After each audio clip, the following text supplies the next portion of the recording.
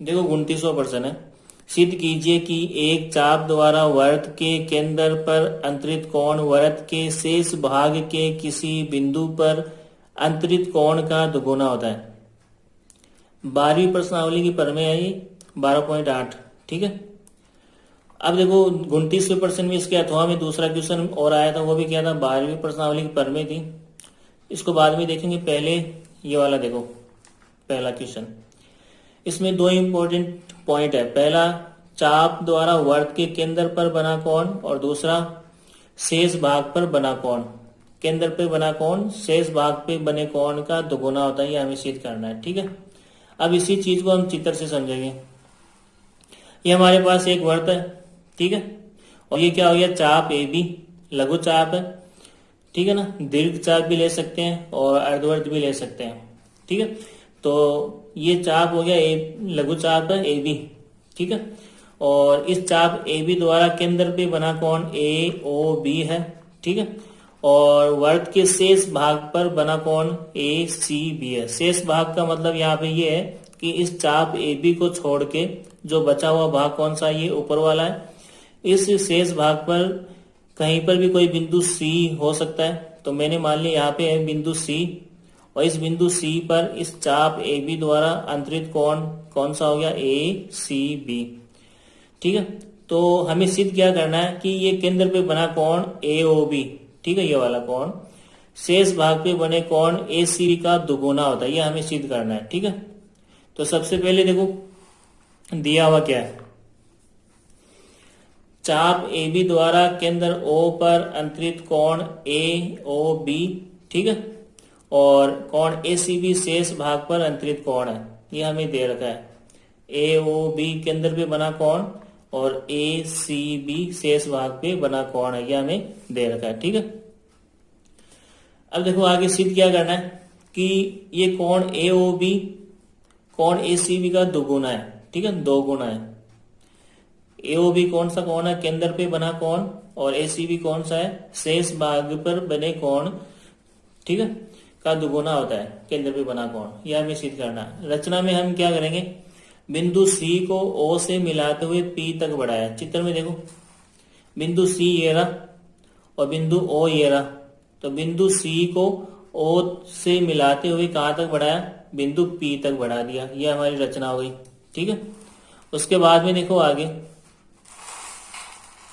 उत्पत्ति में, तो सबसे पहले हम किसकी बात करेंगे, त्रिभुज ए ओ सी में। ठीक है। तो त्रिभुज ए ओ सी में देखो चित्र में ए ओ सी ये त्रिभुज है हमारा, और इस त्रिभुज में देखो ये क्या है, ओ ए त्रिज्या है और ओ सी क्या है, ये भी त्रिज्या है। तो एक ही वर्ग की त्रिज्या हमेशा क्या होती है, बराबर होती है। तो ओ ए और ओ सी दोनों क्या है, आपस में बराबर है। ठीक है। तो उसको मैंने यहाँ पे लिख दिया, त्रिभुज ए ओ सी में ओ ए किसके बराबर है, ओ सी के बराबर है। कारण ये लिखेंगे एक ही वर्ग की त्रिज्या है। ठीक है, एक ही वर्ग की त्रिज्या है। अब आगे देखो, अगर दो भुजा बराबर है तो उन दोनों के सम्मुख कोण भी क्या होंगे, बराबर होंगे। ठीक है ना। देख लो यहाँ पे चित्र में ओ ए, ये भुजा कौन सी है, ओ ए, और इसके सम्मुख कोण कौन सा है, ये वाला ओ सी ए। ठीक है।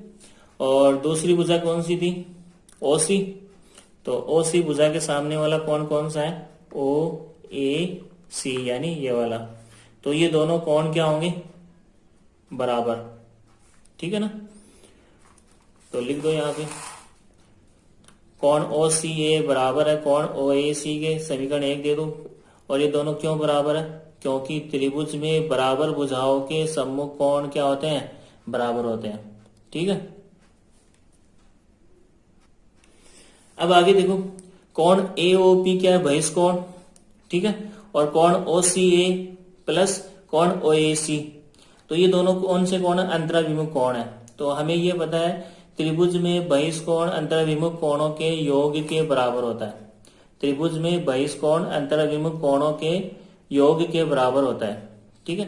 तो ये बहिष्कोण और ये दोनों कौन से कोण है, अंतराभिमुख कोण, और इन दोनों का योग, ठीक है, और योग किसके बराबर होगा, बहिष्कोण के बराबर होगा। चित्र में देख लो ये दोनों,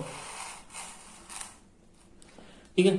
ये त्रिभुज AOC है और इसमें ये बहिष्कोण है। इस भुजा CO को आगे बढ़ाने पर ये कौन सा कोण बन रहा है, बहिष्कोण बन रहा AOP, ठीक है। और ये बहिष्कोण है। अंतराभिमुख कोण कौन से हैं, OCA और दूसरा OAC, ठीक है। ये दो अंतराभिमुख कोण है इस बहिष्कोण के लिए। तो बहिष्कोण अंतराभिमुख कोणों के योग के बराबर होता है। तो हम यहाँ पर लिख सकते हैं कोण AOP किसके बराबर, कोण OCA प्लस कोण OAC। कारण लिख दिया यहाँ पे, त्रिभुज में बहिष्कोण अंतराभिमुख कोणों के योग के बराबर होता है, ठीक है। अब हमें क्या करना है, समीकरण 1 से मान रखेंगे तो कोण AOP सेम टू सेम आ गया, बराबर की जगह बराबर आ गया, ठीक है। कोण OCA इसकी हमें जरूरत है, इसको रखना है हमें ऐसा ऐसा, प्लस की जगह प्लस, इसको हमें हटाना है, ठीक है। कोण OAC इसकी जरूरत नहीं है, तो इसका मान किसके बराबर है, समीकरण 1 से कोण OAC किसके बराबर, कोण OCA के।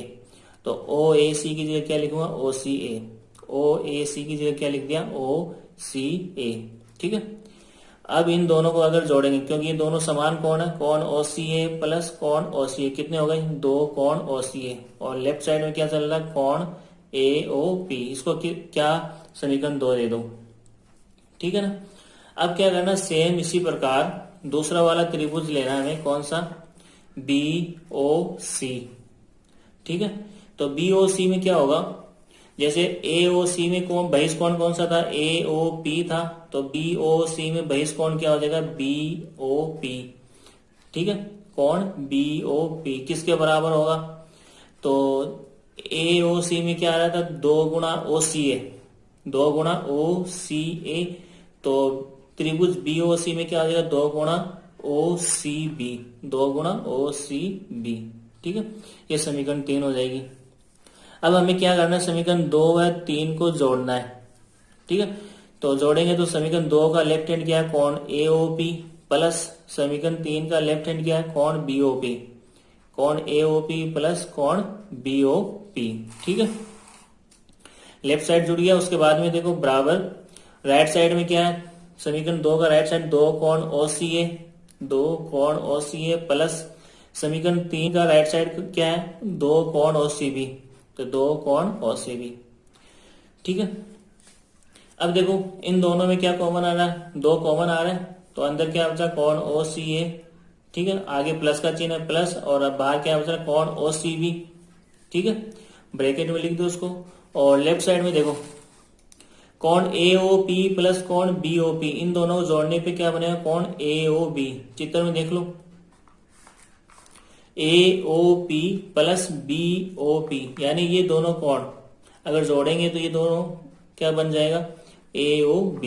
तो इन दोनों का योग किसके बराबर होगा, कोण AOB के। और इधर ये चल ही रहा है, 2 कॉमन आ गया, और अंदर क्या बचा, OCA प्लस कोण OCB। आगे देखो अगला स्टेप, कोण AOB सेम टू सेम आ गया, बराबर की जगह बराबर आ गया, 2 की जगह 2 आ गया। और अब देखो यहाँ पे कोण OCA प्लस OCB किसके बराबर है, ACB के। चित्र में देखो कोण OCA, OCA और OCB, यानी ये दोनों कोण अगर जोड़ेंगे तो ये पूरा बनेगा कोण ACB, ACB, ठीक है। इन दोनों कोणों का योग किसके बराबर है, कोण ACB के। और ये हमें सिद्ध करना था, केंद्र पे बना कोण शेष भाग पे बने कोण का दुगुना होता है, ठीक है ना। देख लो यहाँ पे कोण AOB किसके बराबर आना चाहिए, 2 गुना कोण ACB के।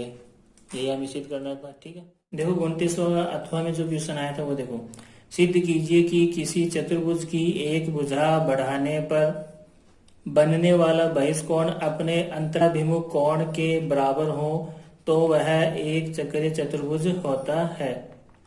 12वीं प्रश्नावली पर में 12.11 है ये। तो देखो हमें क्या कहा गया है, चतुर्भुज ABCD की एक भुजा बढ़ाने पर, तो मान लिया ये भुजा AB को मैंने कहा तक बढ़ाया, E तक बढ़ाया, और इस भुजा को बढ़ाने पर बनने वाला बहिष्कोण CBE, ठीक है। ये बहिष्कोण किसके बराबर है, अंतराभिमुख कोण ADC, यानी ये वाला कोण। तो ये अंतराभिमुख कोण और ये बहिष्ठ कोण दोनों के आपस में बराबर है। तो हमें सिद्ध क्या करना है, ये चतुर्भुज ABCD एक चक्रीय चतुर्भुज है, यानी इसके चारों शीर्ष कहाँ पर होंगे, एक वृत्त के ऊपर स्थित होंगे। ये हमें सिद्ध करना है। दिया हुआ में लिखो कोण CBE चतुर्भुज ABCD का बहिष्ठ कोण है, यह हमें दे रखा है प्रश्न में। और ये भी हमें दे रखा है कोण CBE बहिष्ठ कोण किसके बराबर है, कोण ADC अंतराभिमुख कोण के बराबर है। ठीक है, ये बहिष्ठ कोण किसके बराबर है, इस अंतराभिमुख कोण के बराबर है। और सिद्ध क्या करना है, चतुर्भुज ABCD एक चक्रीय चतुर्भुज है, यह हमें सिद्ध करना है। और चक्रीय चतुर्भुज का मतलब यह होता है कि उसकी सम्मुख कोणों का योग कितना आना चाहिए, 180 डिग्री। तो कोण ABC प्लस कोण ADC बराबर क्या आना चाहिए, 180 डिग्री। ठीक है, तो देखो आगे, ये तो हमें दे रखा है, उत्पत्ति में लिख लो आगे। कोण ADC बराबर क्या है, कोण CBE, ये हमें दिया हुआ है। ठीक है, ये बहिष्ठ कोण और ये अंतराभिमुख कोण दोनों बराबर हमें दे रखा ऊपर प्रश्न में देखो। और अब हमें जो सिद्ध करना है उसमें क्या चाहिए, ADC के साथ क्या चाहिए, कोण ABC चाहिए। तो मैं क्या करूंगा, दोनों तरफ या दोनों पक्षों में कोण ABC जोड़ने पर जोड़ दो। तो लेफ्ट साइड में ADC तो था ही, उसमें क्या जोड़ दिया, कोण ABC। ठीक है, बराबर।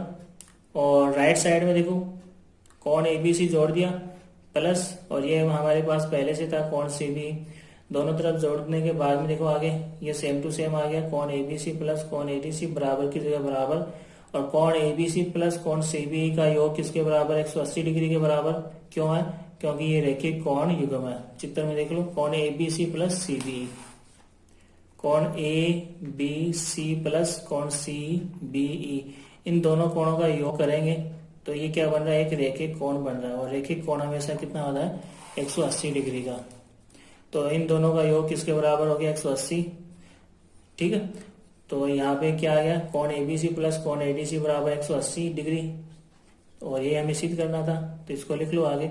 यहाँ सम्मुख कोणों का योग 180 डिग्री है, अतः दिया गया चतुर्भुज ABCD एक चक्रीय चतुर्भुज है। ठीक है।